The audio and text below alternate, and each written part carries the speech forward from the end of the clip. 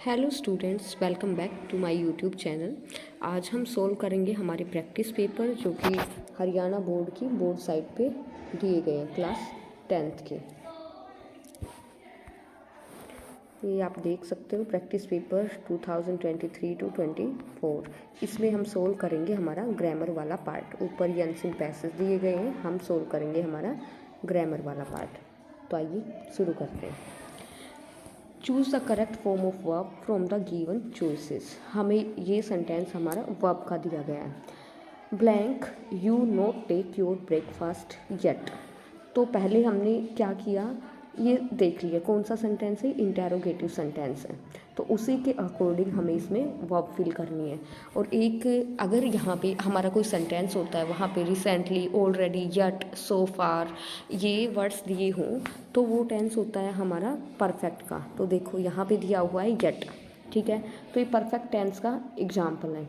अब यहाँ हम देखेंगे कि इसकी जो इंटेरोगेटिव की सेंटेंस की स्ट्रक्चर होती है helping verb plus subject plus verb की फॉर्म प्लस में ऑब्जेक्ट और लास्ट में साइन ऑफ इंटेरोगेशन। ये होती है हमारी इसकी स्ट्रक्चर।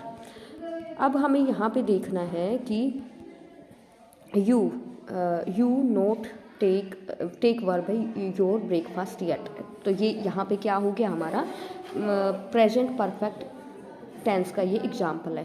तो यहाँ पे क्या आएगा, have you not taken, have you not taken.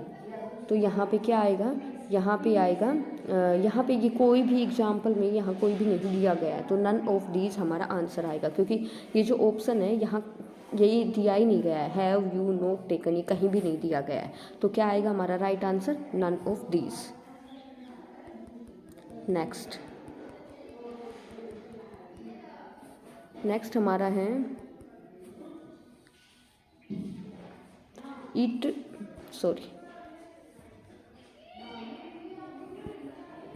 तो नेक्स्ट हमारा सेंटेंस है it blank held outside for half an our.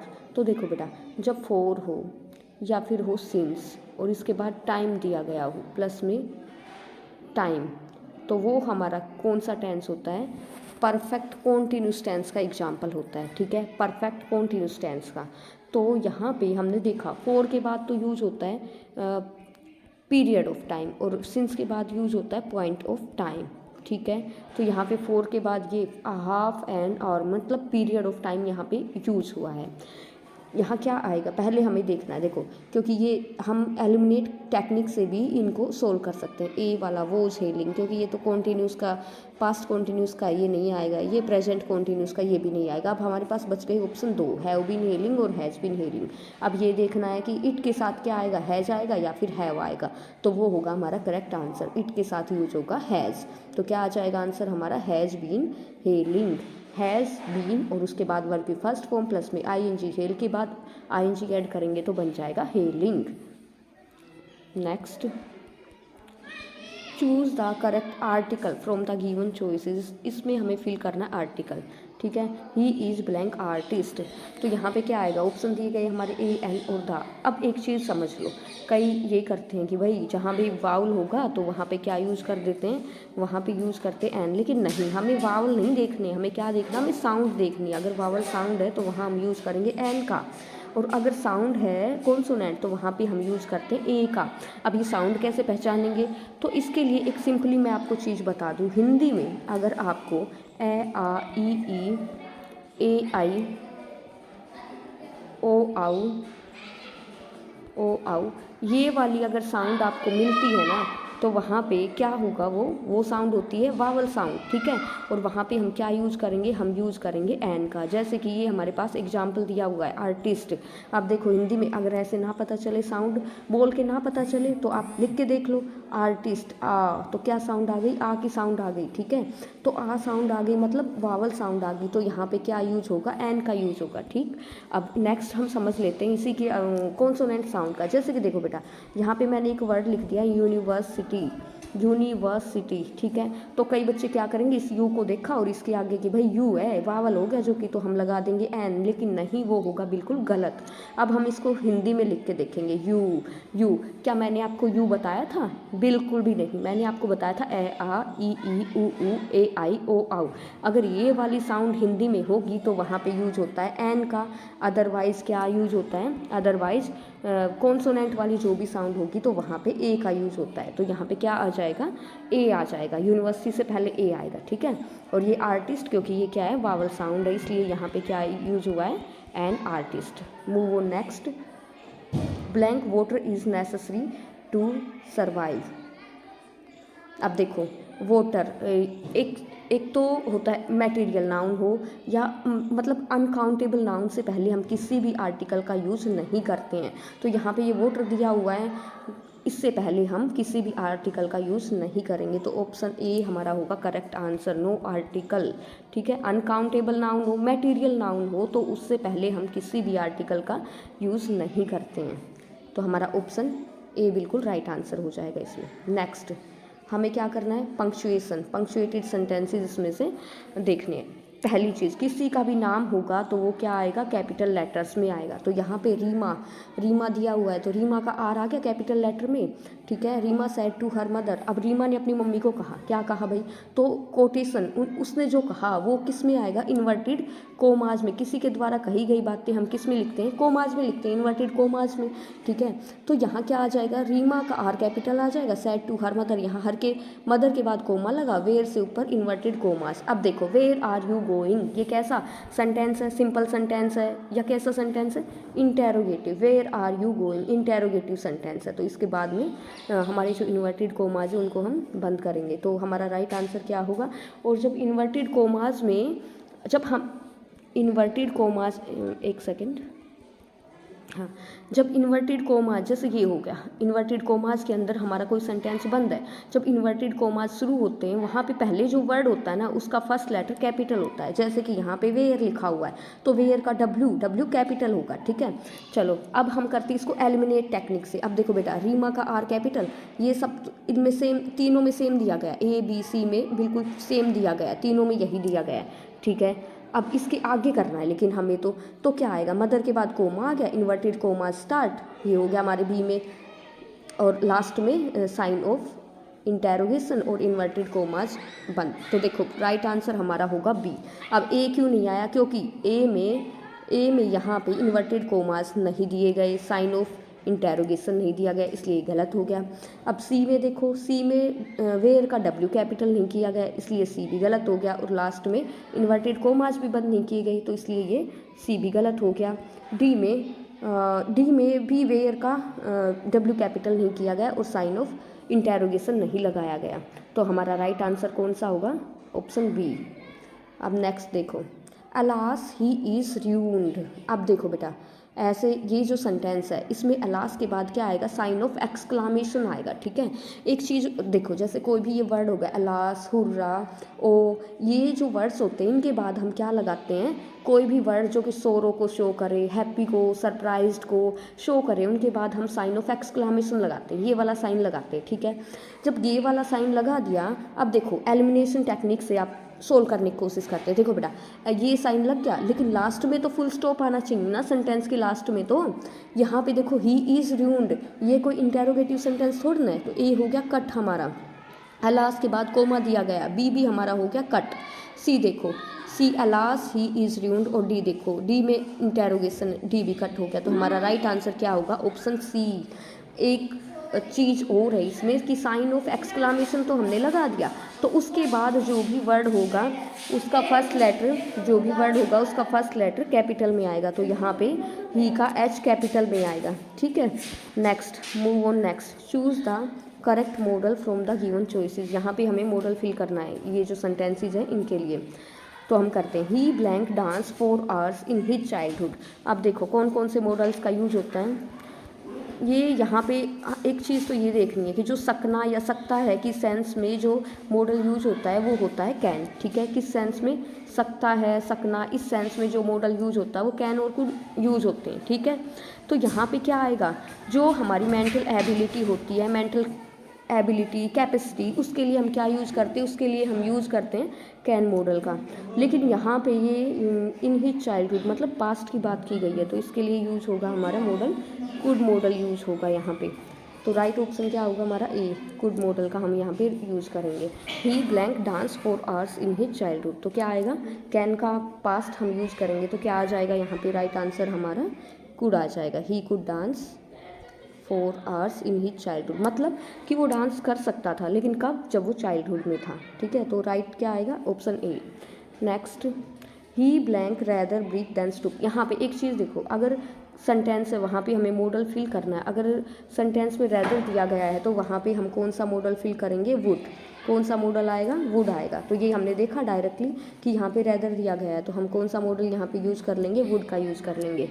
एक और चीज़, अगर सेंटेंस में लेस्ट दिया गया है, LEST, लेस्ट, तो हम वहाँ पे उस सेंटेंस में कौन से मॉडल का यूज़ करेंगे, शुड का यूज़ करेंगे। अगर लेस्ट दिया है तो वहाँ पे हम यूज़ करेंगे मॉडल शुड का। Next, choose the sentence of an indirect speech. अब हमें ये सेंटेंसेस चेंज करने इनडायरेक्ट स्पीच में।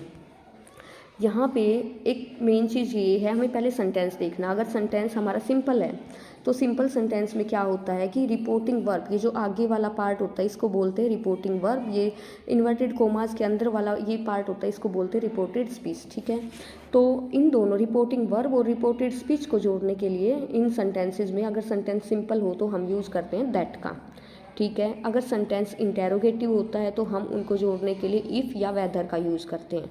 तो हमने देख लिया ये सेंटेंस कैसा है, हमारा सिंपल सेंटेंस है, तो हम क्या यूज़ करेंगे, यहाँ पे दैट का यूज़ करेंगे। तो अब देखो यहाँ पे रोहित हैज़ सैड, ये सेम टू सेम आएगा। ठीक है, अगर सैड टू होता तो उसका टोल्ड में चेंज हो जाता, लेकिन यहाँ पे ये है रोहित हैज़ सैड, ये सेम टू सेम आ जाएगा। तो चारों सेंटेंसेस में सेम है, जोड़ने के लिए हमने यूज़ किया दैट कंजंक्शन का। ठीक है, यहाँ तक ठीक है। आगे देखो, आई क्या है, फर्स्ट पर्सन। आई और वी होते हैं हमारे फर्स्ट पर्सन।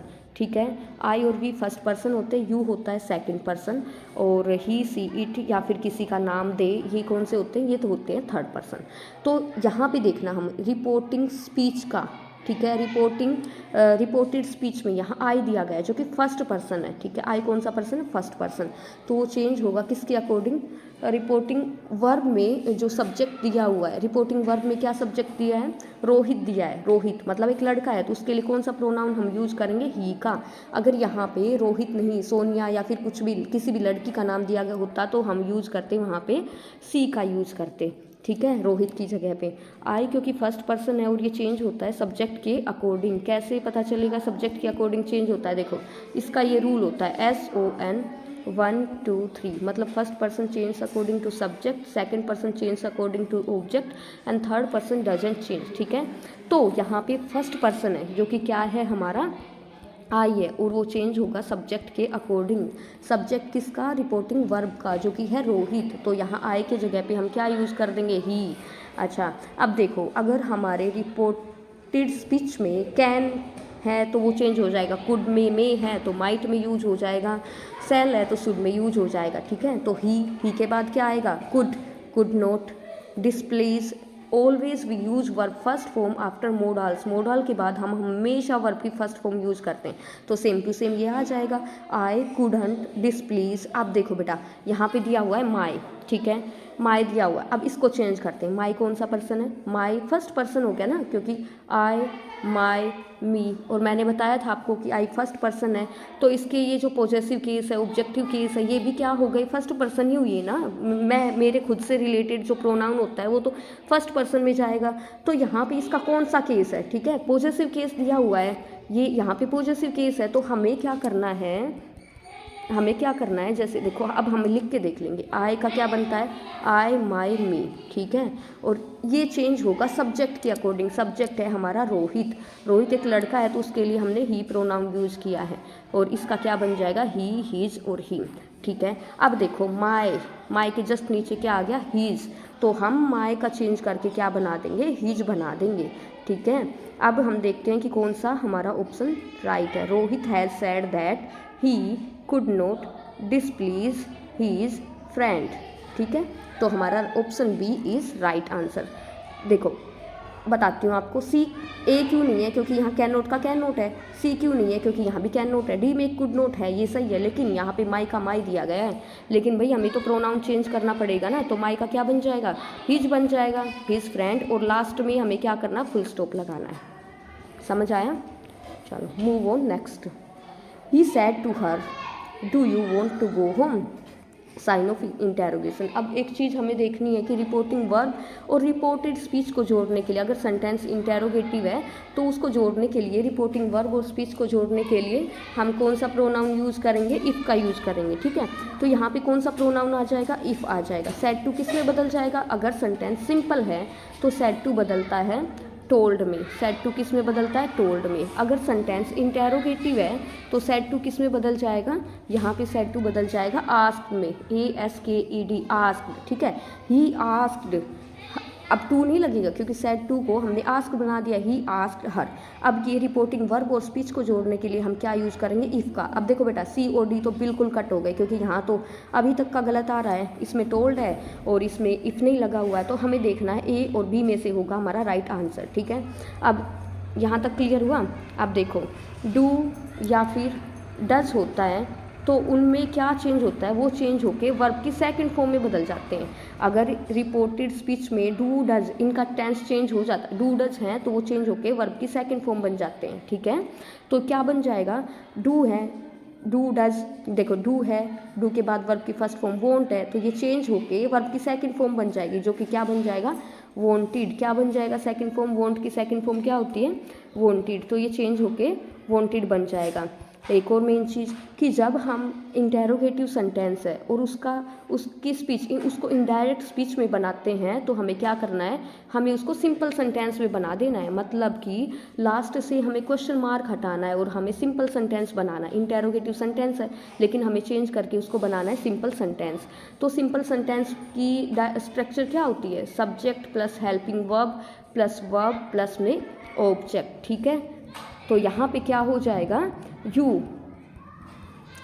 अब हम देखेंगे, क्योंकि सिंपल सेंटेंस बनाना है तो सब्जेक्ट क्या बनेगा हमारा, यू है हमारा सेकंड पर्सन। ठीक है, second person change according to object. Object किसका देखना है हमें, हमारी रिपोर्टिंग वर्ब का ऑब्जेक्ट देखना है, जो कि क्या है, हर है। ठीक है, हर ऑब्जेक्ट है हमारा, तो इसी के अकॉर्डिंग अब हम इसके केसेस बना लेते हैं। सी का क्या बन जाता है, सी हर हर। ठीक है, सी का हर हर हो गया।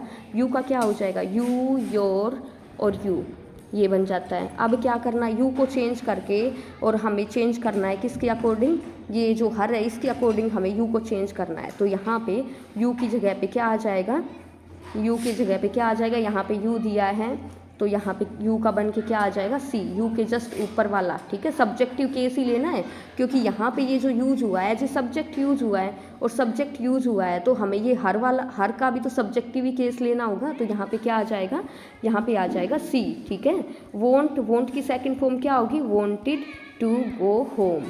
तो कौन सा, हमने सी और डी तो पहले ही कट कर दिए थे। अब भी इसलिए गलत है क्योंकि यहाँ पे वर्ब की फर्स्ट फॉर्म एस या ES लगा हुआ है, लेकिन हमें क्या चाहिए, हमें चाहिए वर्ब की सेकंड फॉर्म। डू डज होते हैं वर्ब की फर्स्ट फॉर्म, तो किस में चेंज हो जाते हैं, वर्ब की सेकंड फॉर्म में। तो हमारा राइट आंसर होगा ए।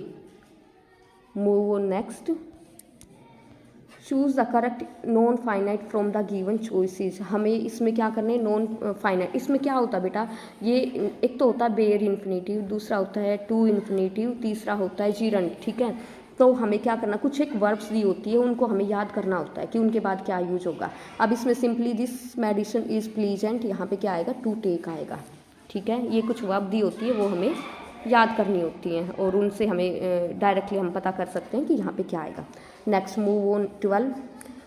Raman is fond of blank cricket. अब देखो, कोई भी प्रेपोजिशन दी है, ये ऑफ क्या है, ये ऑफ एक प्रेपोजिशन है, तो इसके बाद हम क्या यूज़ करते हैं, वर्ब की फर्स्ट फॉर्म प्लस में ING का यूज़ करते हैं। ठीक है, वर्ब कौन सी, हमारी प्ले, और मैंने आपको बताया वर्ब की फर्स्ट फॉर्म प्लस ING का यूज़ करते हैं, दैट मीन्स यहाँ पे क्या हो जाएगा, प्लेइंग। प्ले का क्या हो जाएगा, प्लेइंग। तो हमारा option B is correct answer. ठीक है, क्या बताया मैंने, अगेन आई एम रिपीटिंग कि जो भी प्रेपोजिशन होती है उसके बाद हम क्या यूज़ करते हैं, वर्ब की फर्स्ट फॉर्म प्लस ING का यूज़ करते हैं। तो यहाँ पे वर्ब की फर्स्ट फॉर्म है हमारी प्ले, और इसके बाद हम ING यूज़ करेंगे तो बन जाएगा हमारा प्लेइंग, आंसर बन जाएगा।